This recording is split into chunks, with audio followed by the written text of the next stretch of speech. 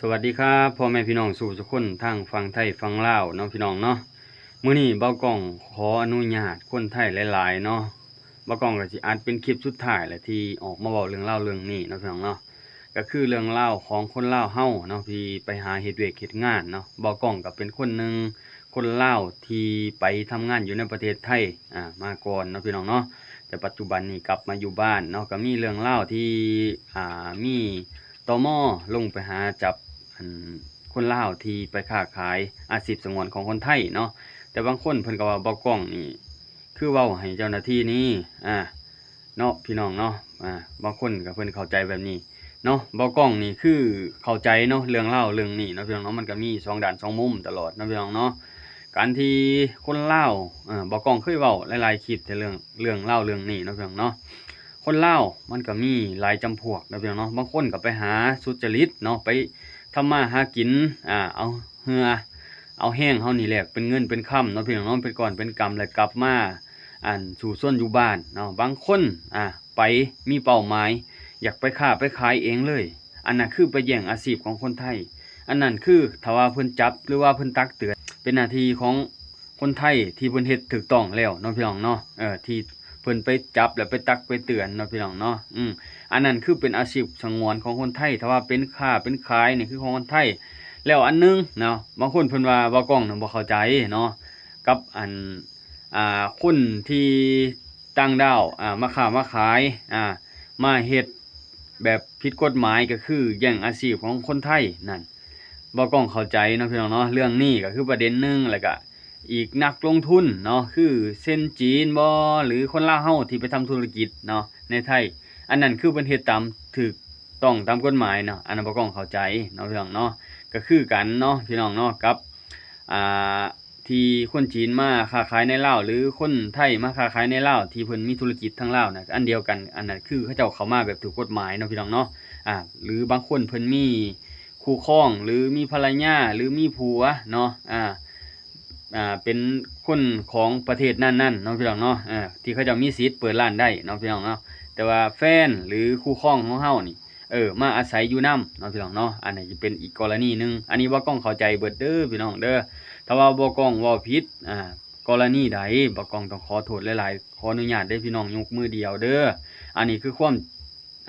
ในใจบ่กล้องอยากออกมาเว้าเนาะบ่กล้องครับยังบ่ได้จับโทรศัพท์2มื้อเลยพี่น้องเอ้ยบ่ได้อัปคลิปลงให้พี่น้องเบิ่งเพราะว่าออกไปสวนพี่น้องเอ้ยฝนตกออกไปไร่ไปเสียหญ้ามันเนาะพี่น้องเนาะก็เลยบ่ได้ออกมาเว้าบ่กล้องก็สิเป็นคลิปสุดท้ายแหละที่เว้าเรื่องนี้เนาะพี่น้องเนาะ เพราะว่าอันหนึ่งเบากล้องคือมีพ่อแม่พี่น้องคนไทยพ่อแม่ลุงป้าเอาเพิ่นให้โอกาสเบากล้องนี่คือมาตลอดเลยเนาะบ่เคยเฮ็ดให้เบากล้องผิดหวังเวลาเพิ่นตักเพิ่นเตือนเบากล้องก็เอามาพิจารณาเอามาปรับแก้กับชีวิตเจ้าของที่นำใช้เนาะพี่น้องเนาะคือเพิ่นเว้าเพิ่นว่าเบากล้องบ่เคยให้บ่เคยไว้ตอบโต้เพิ่นเลยเนาะนอกจากคนที่มาด่าเจาะจงอีหลีเนาะบ่กล้องถือว่าบ่กล้องก็บ่ได้ใส่ใจดอกแต่ว่าบ่กล้องก็บ่ได้ด่าแต่ว่าบ่กล้องก็บ่ได้ยอมเนาะพี่น้องเนาะกับสิ่งที่มันบ่ถูกบ่ควรเนาะอันใดมันบ่แม่นเนาะพี่น้องเนาะเฮาก็ได้เว้าในมุมที่เป็นเฮาแหน่เนาะเพื่อให้เพิ่นเข้าใจในสิ่งที่เป็นเฮาเนาะพี่น้องเนาะอันนี้สิ่งที่เพิ่นฮู้จักก็คือเบากล้องเพิ่นถ่ายพิถีชีวิตบ้านเฮาเพิ่นก็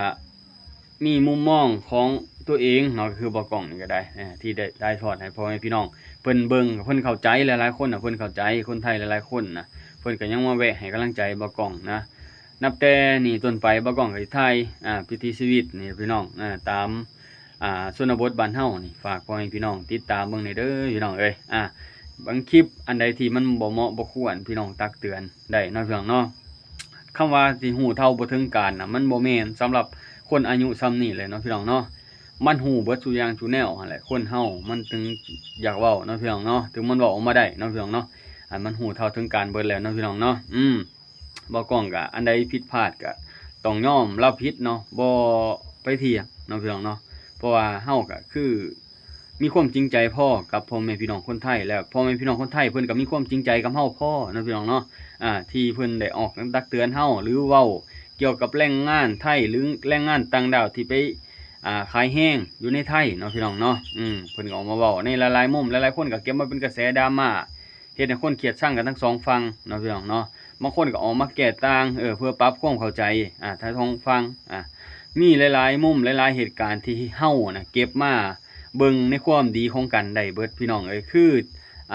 ทางกู้ภัยไทยนี่เพิ่นมาซอยคนลาวเฮาที่ติดอยู่ในถ้ำ7คนนั่นอันนั้นก็ซอยมาได้5คนเนาะพี่น้องอันนี้ก็คือดีใจแห้งแล้วเนาะพี่น้องเนาะ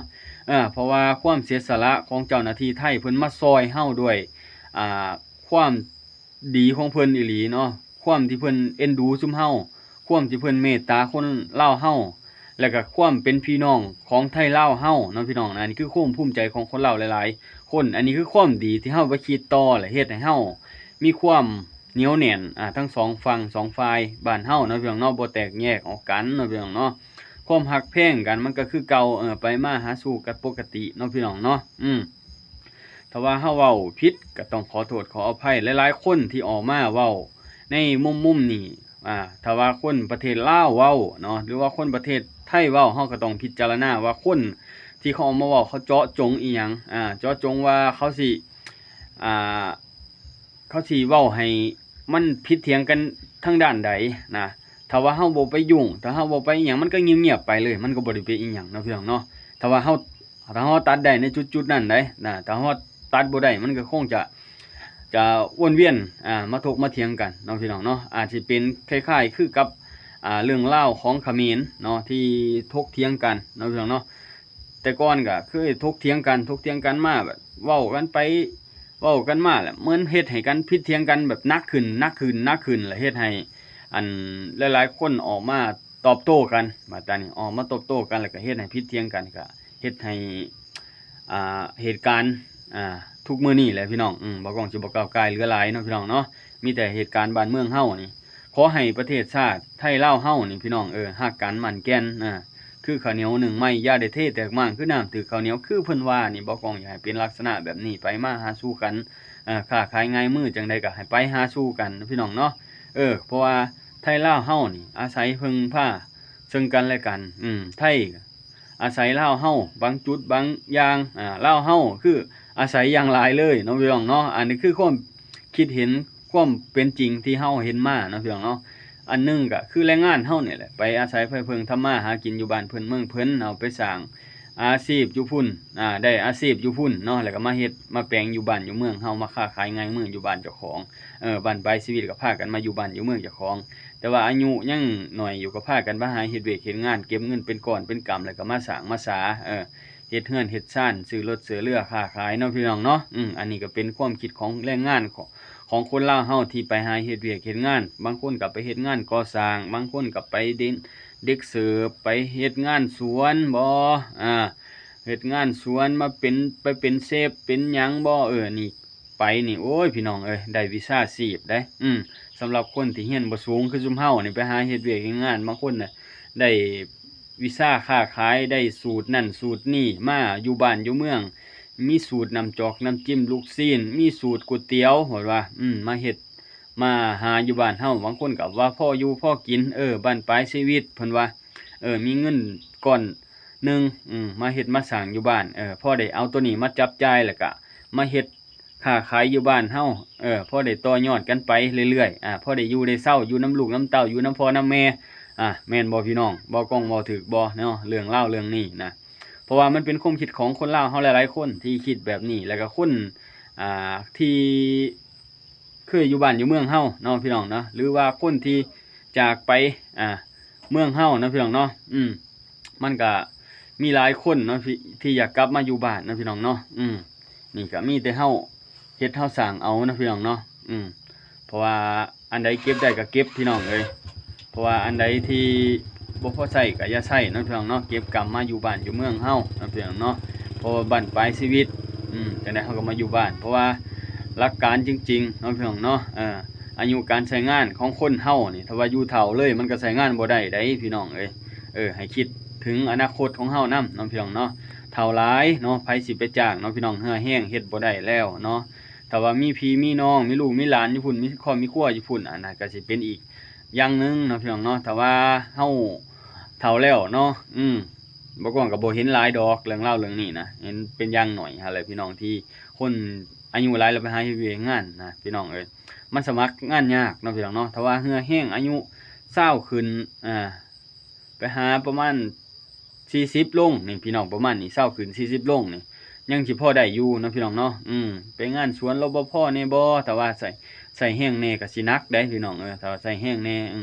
แต่ว่าคนใส่แห้งนี่คืออายุประมาณ20ขึ้นนี่พี่น้อง20หา30นี่คือประมาณนี้ถ้าว่าเฮ็ดงานแบกหามเนาะพี่น้องเนาะอาจสิอยู่ประมาณนี้อายุร่างกายยังแข็งแรงกระดูกกระเดี่ยวยั